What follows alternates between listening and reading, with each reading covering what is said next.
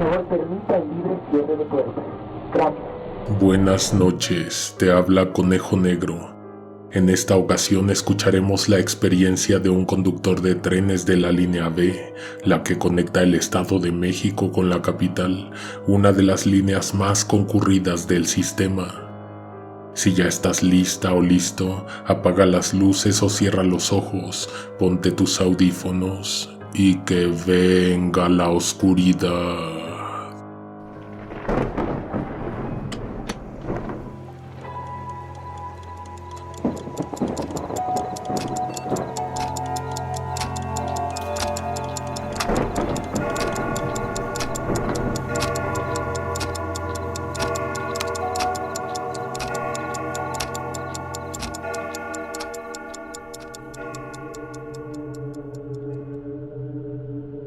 Trabajé como conductor de trenes hasta el día de mi jubilación.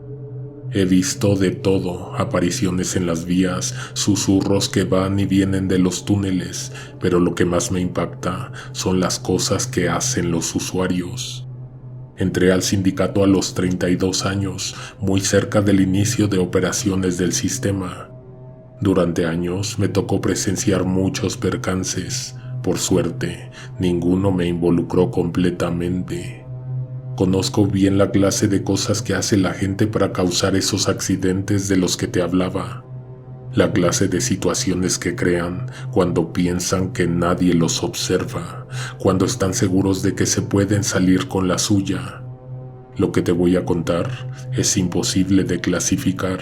Pero sí te puedo decir que no soy el único que tiene esta historia en su repertorio.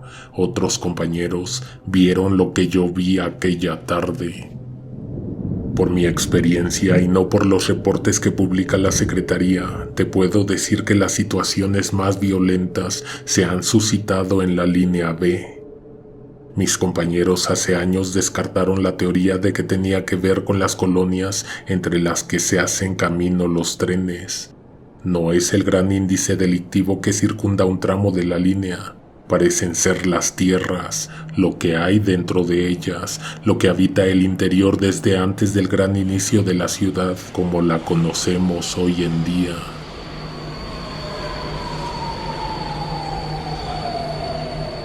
Nadie te ha contado qué es lo que desenterraron las máquinas al construir las estaciones, al excavar los túneles.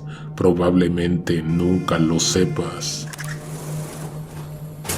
Una noche, tal vez a finales del año 2002 o 2003, justo al llegar a la estación San Lázaro, encontré los andenes vacíos. Era un día entre semana a una hora de gran afluencia, sin embargo, ni una sola persona esperaba el tren. La estación tiene muchas entradas y salidas de aire, además de un gran domo que deja entrar la luz a ciertas horas del día. Esa tarde solo entraba aire, una extraña corriente helada que me cambió el estado de ánimo. Pensé por unos momentos que se había hecho muy tarde sin que yo me diera cuenta, pero no, ni siquiera pasaban de las 8. Eso sí, bien recuerdo que en el cielo ya no había claridad. La próxima estación, Morelos, es subterránea.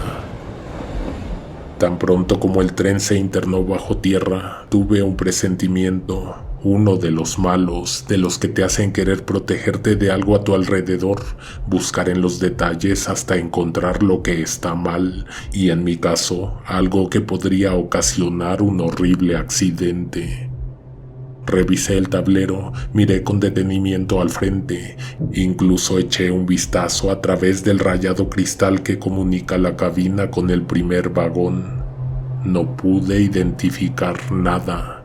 A la vista no había nada que lo indicara, pero es algo que sientes en el pecho, algo que te carcome los nervios. Espero me entiendas. Hasta creo recordar que dicha sensación era parecida a estar siendo acechado, a que alguien en cualquier momento podría salir al paso, atacar, aparecer en las vías. Realmente me sentí incómodo.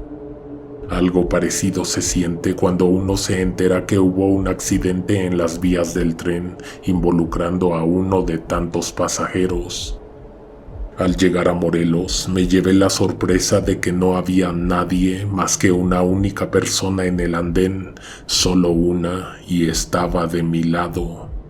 Es completamente extraño no encontrar gente a esas horas. Ni siquiera el policía auxiliar estaba en su puesto de control. Otra cosa que recuerdo de aquella noche era que el reloj a mitad de la estación marcaba una hora insólita, pero eso no era de extrañarse, sucedía o sucede seguido. 6:66 se leía en la vieja pantalla sujeta al techo.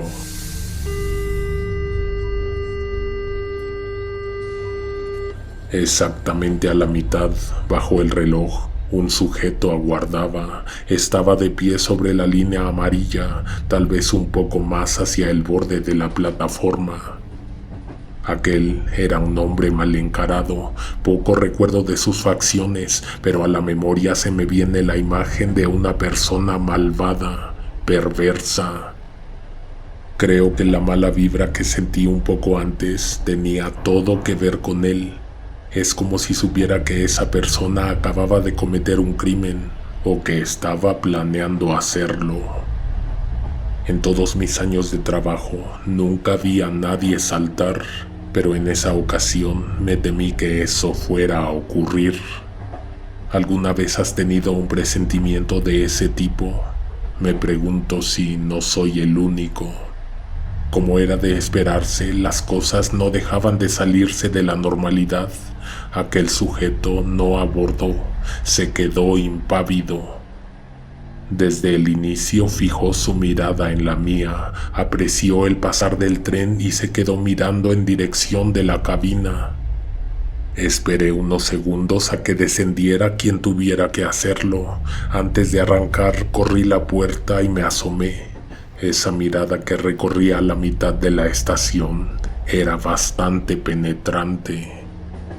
Hasta ese momento no parece una historia de terror como aquellas a las que estamos acostumbrados a escuchar aquí, pero kilómetros adelante encontré que la estación Tepito también estaba vacía y para gran sorpresa y sobresalto, el mismo hombre también estaba en el andén.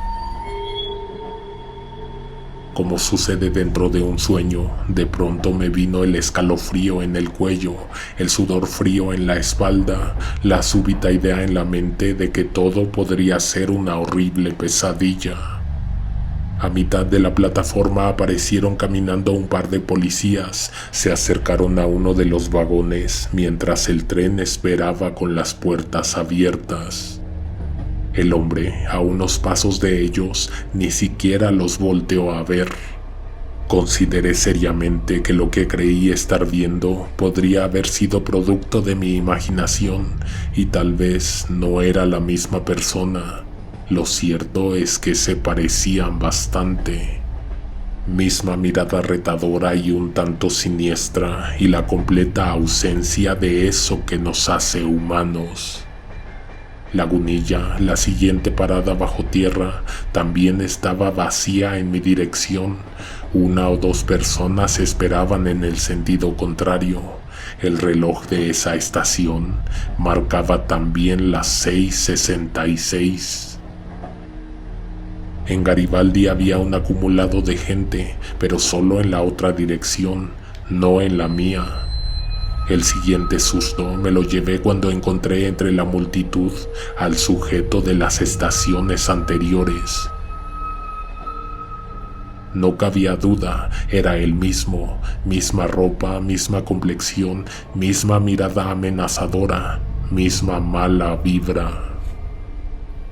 Había parejas, grupos, personas solitarias, gente absorta en alguna lectura o con la mirada perdida hacia el túnel. Pero solo él me miraba, solo su mirada se cruzaba con la mía. A partir de ese momento me fue imposible pensar en otra cosa. Realizaba las acciones a bordo del tren de manera mecánica, ya que mi mente estaba en otro lado. En Guerrero encontré nuevamente los andenes desiertos. A pesar del espacio vacío, me pareció sentir la profunda mirada, la prominente ira y malicia que irradiaba a aquella persona. Bueno, dudo que se haya tratado de una persona. Una de las cosas que más me preocupaba era que tuviera que encontrármelo a lo largo de toda la jornada, que tal vez un poco más tarde se animaría a cometer algún ilícito. Sabía que tenía que reportarlo, pero ¿bajo qué pretexto? Mi intuición, de cualquier manera, se veía sospechoso. No estaría de más salir de dudas. Al cerrar las puertas del convoy, recibí una comunicación y no pude avanzar el tren.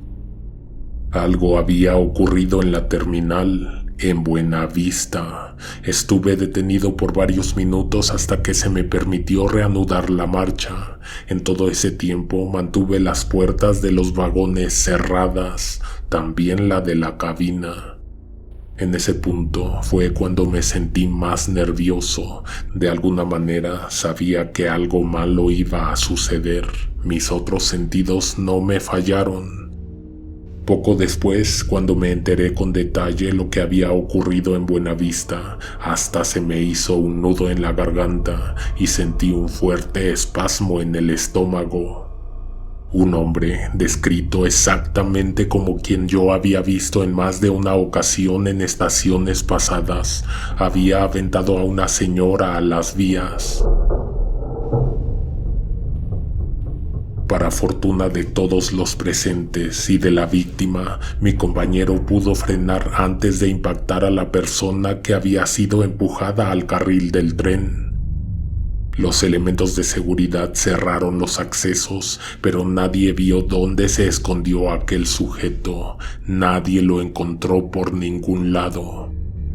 Fue como si hubiera desaparecido o esfumado ante la mirada desesperada de cientos de pasajeros.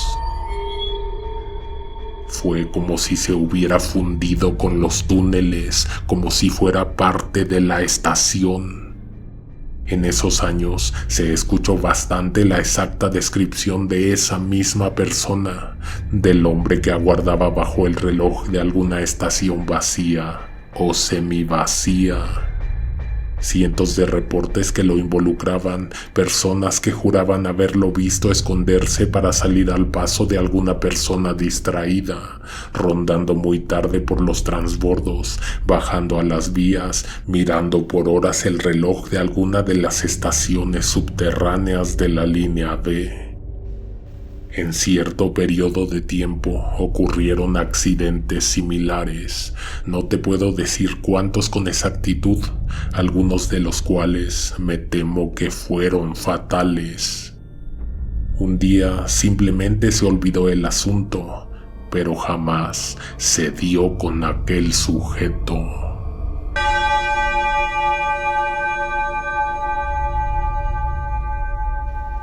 Comienza la cuenta regresiva para escuchar el próximo año una nueva recopilación de historias del metro.